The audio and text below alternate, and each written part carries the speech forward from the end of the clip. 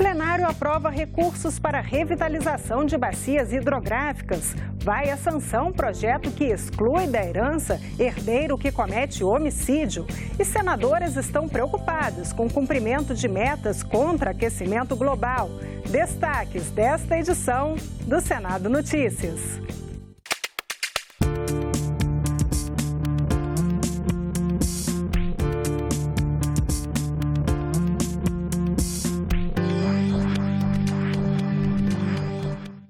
Olá, boa noite. Senadores aprovaram hoje no plenário projeto que destina recursos dos fundos constitucionais das regiões Norte, Nordeste e Centro-Oeste para projetos de revitalização de bacias hidrográficas. A matéria vai à Câmara dos Deputados. A aprovação do projeto foi motivada pela atual crise hídrica do Brasil. O dinheiro dos fundos constitucionais poderá ser aplicado em projetos de preservação ambiental, como recuperação de matas ciliares. O objetivo é combater o processo de degradação dos recursos naturais, aumentar a oferta hídrica e melhorar a qualidade da água. Permite que os governadores, que os prefeitos, que a sociedade civil possa desenvolver projetos produtivos e, ao mesmo tempo, de preservação ambiental. Os fundos são formados por 3% do produto da arrecadação do IPI e do Imposto de Renda. O nosso velho Chico está ameaçado, quer dizer, nós estamos aqui falando de investimentos expressivos que foram feitos para a transposição da bacia e, ao mesmo tempo, a constatação de que o nosso rio está morrendo e que, portanto, precisamos de uma ação que tenha um sentido de urgência e, nesse sentido, mobilizar novas fontes é algo fundamental. Segue para a sanção presidencial o projeto que tira o direito de herança de herdeiros que tenham sido autores de homicídio doloso ou tentativa de homicídio contra a pessoa que deixou os bens. O texto foi aprovado hoje em plenário. O caso mais conhecido de perda de direito à herança é o de Suzane von Richthofen. Ela foi condenada a 39 anos de prisão pelo assassinato dos pais. Em 2015, a Justiça de São Paulo oficializou a exclusão de Suzane da herança, avaliada em 3 milhões de reais na época do crime. Pelo projeto aprovado, excluir herdeiros em casos como esses vai ser mais fácil. Filhos ou pessoas que estejam incluídas em testamentos perdem o direito de herança se provocarem a morte do dono dos bens. O projeto inclui no Código Civil o artigo que dá ao Ministério Público o direito de entrar com ação para pedir a exclusão de herdeiros. Atualmente, só os beneficiários da sucessão de bens podem pedir a exclusão de herdeiros ou de pessoas que estejam contempladas no testamento. Então, vamos imaginar, eu tenho aí um filho que matou a mãe, os pais. Quem seriam os interessados nesse caso? Os netos. Então, os netos é que vão mover essa ação. Então, eles é que estariam promovendo. Com essa proposta, além desses netos, que eles vão continuar podendo, eu tenho também a participação agora do Ministério Público. A Conferência Mundial do Clima de Bonn, na Alemanha, começou nesta semana. O Acordo de Paris, feito em 2015, estabeleceu metas ousadas para o reflorestamento e a redução de gases do efeito estufa. Os desafios para cumprir essas metas são a principal preocupação das senadoras Cátia Abreu e Vanessa Graziotin. Elas fazem parte do grupo parlamentar que representará o Brasil na COP. Nessa COP agora na Alemanha, aproveitando o pragmatismo dos alemães, quem sabe nós possamos sair de lá com uma definição sobre a fiscalização. Porque como as metas são voluntárias, não são obrigatórias, então qual será o método, a metodologia para fiscalizar se de fato o que nós prometemos nós estamos entregando, o mundo inteiro. E o outro ponto é o financiamento. No Brasil nós temos um compromisso de plantio de 12 milhões de hectares de floresta. Isso tem um custo. Quem vai financiar isso?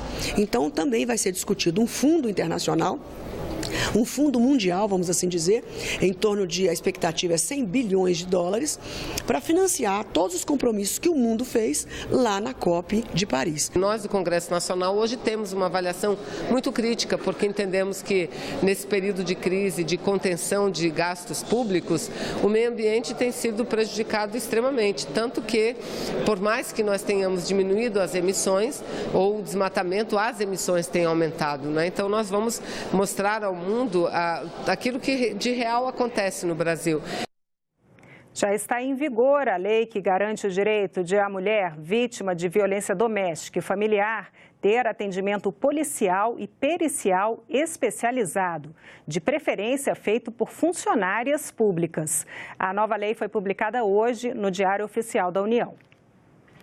Tarifa de água e esgoto mais barata para famílias de baixa renda. É o que prevê um projeto de lei discutido na Comissão de Assuntos Econômicos nesta semana. A matéria estava pronta para votação, mas o senador Fernando Bezerra pediu vista. Se o texto for aprovado, vai para análise da Câmara dos Deputados. O projeto cria uma tarifa social para água e esgoto. A regra deve valer para famílias com uma renda de até meio salário mínimo por pessoa, mas tem de estar registrada no Cadastro Único para Programas Sociais do Governo Federal. Semelhante ao que tem na energia, não é? Inclusive os parâmetros, a forma de concessão também. Aquelas pessoas que comprovadamente são carentes e que usufruem dos diversos programas sociais, como Bolsa Família, entre tantos outros, essas pessoas também estariam aptas a ter o direito à tarifa social. Esses conjuntos habitacionais do Minha Casa Minha Vida, eles têm uma mensalidade de R$50 a R$70 e, em alguns casos, recebem uma conta de água de R$250 a R$300.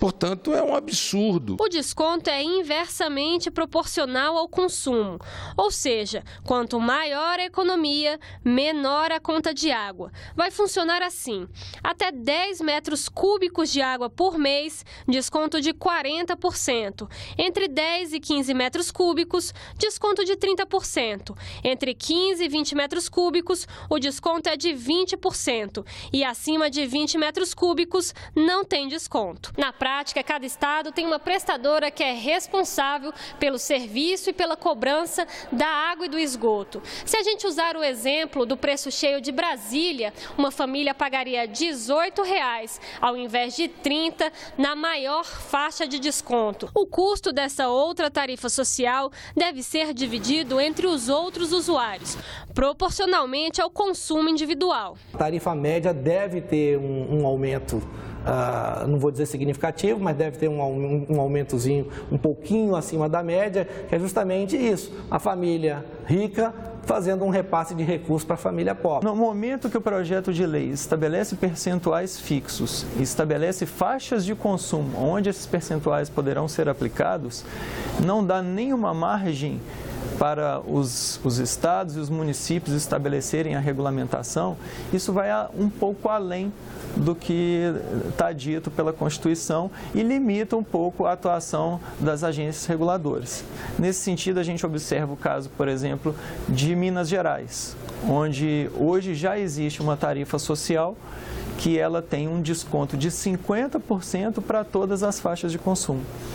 Nesse caso, o projeto de lei prejudicaria o usuário. Então, é um projeto que precisa ser melhor discutido. O Senado aprovou regras para o Uber e outros aplicativos de transporte, mas a polêmica ainda não acabou. A proposta voltou para a Câmara e lá há o risco de ser engavetada. Veja na coluna Salão Nobre com a jornalista Glauciene Lara. O projeto que regulamenta o Uber e outros aplicativos de transporte ficou semanas na pauta do plenário do Senado até que os senadores chegassem a um acordo sobre essa polêmica. A solução foi alterar o texto que veio da Câmara e enviá-lo de volta aos deputados. Na proposta que saiu do Senado, não muda quase nada para o Uber. Nas palavras do próprio relator, senador Eduardo Lopes, o serviço continua sendo privado, sem a necessidade de placa vermelha e permissão municipal. A principal mudança é que as empresas de aplicativo de transporte terão que compartilhar seu banco de dados com a prefeitura, que vai fiscalizar o serviço. Além disso, os aplicativos ficam obrigados a pagar impostos, seguro e INSS para o motorista e ele terá que apresentar certidão de antecedentes criminais. Na Câmara, há o risco de os deputados votarem o texto original, que iguala os aplicativos aos táxis. Mas Eduardo Lopes alerta que o maior medo dos taxistas é que os deputados não votem nada, nenhum dos textos, diante da pressão popular e da proximidade com as eleições. Se isso acontecer, os aplicativos de transporte permanecem sem regulamentação, que é o pior cenário para os táxis. Qual a preocupação do taxista? Voltando para a Câmara nunca mais vote. E aí fica parado. como está. E aí fica como está. Agora a pressão vai passar para a Câmara.